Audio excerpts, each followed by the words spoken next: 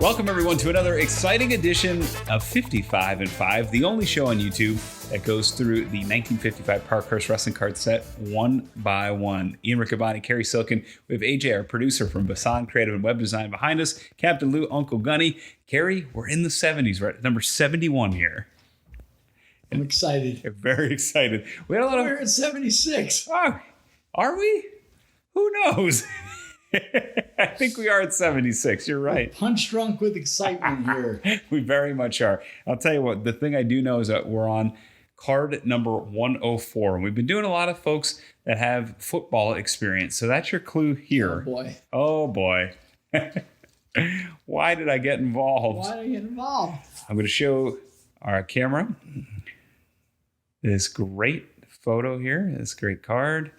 And Cary, you have 5 minutes. The premise is Cary's going to try and give us a 5-minute history lesson on each card. And this man is Gil Maines. 5 minutes starts now.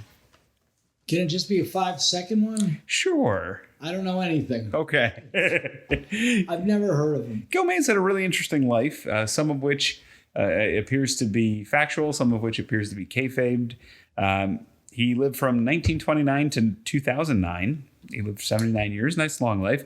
Played football at Murray State University, which is where the great Chuck Taylor went. Okay. To tie it back to wrestling as well. And so from 1948 to 1951, he was enlisted in the Army, and he served partially in the Korean War as that conflict started. And he came back and he played football in the NFL. Who did he play for? The Detroit Lions. Yeah, he had a 9-year career. Won 2 world championships, specifically suited up and was a key player in the 57 championship team. So that's probably his biggest claim to fame. If I was a great football historian, I would have known who it is. You might have. He was a good player. He wasn't great. So he's a guy who could slip through the cracks in football too, I think. Okay. But one of the first wrestlers to have the Hoss nickname. He was known as Wild Hoss, which is interesting. Also, the Murray State Thoroughbred was a popular way to identify him in the newspapers. The most prominent nickname, though, was Wild Horse. He was known as Wild Horse in football. In wrestling, the Murray State Hall of Fame says he wrestled 193 matches, which is a dubious claim because Cage Match has 0 for him. So that's a bit dubious. That's why I say some of his life may have been kayfabed a little bit. And it said he won all but 3, attributing his 3 defeats. Do you want to guess who the 3 defeats are? They must have put some big names. Yeah. Who's the biggest TV star? Buddy Rogers. Gorgeous George. Gorgeous George, Whipper Billy Watson. All right. And Lord Al Layton, who we talked about last week. Cage Match has no listings, but if you read the information on the back of the card, if you read the Detroit Lions biography on him, 53 and 54 makes sense as the 2 off seasons, which makes sense for the card.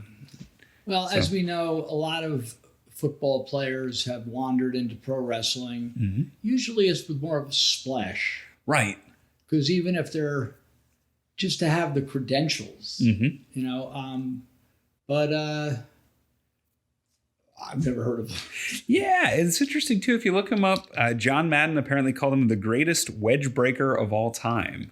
Okay. Which is a compliment paid to older players. If you break the wedge, and was one of Art Donovan, Hall of Famer, one of his favorite opposing players. So that's an interesting distinction. He loved the city of Detroit, and he was a big contributor to the Wayne State football program. When he came back, he ended up settling in Detroit, and he just loved it there. So, yeah, it's a little bit about the great Gil Maines. Well, learned a lot. Yeah. Gil Maines, not a name you hear too much, but we're bringing you here on 55 and 5.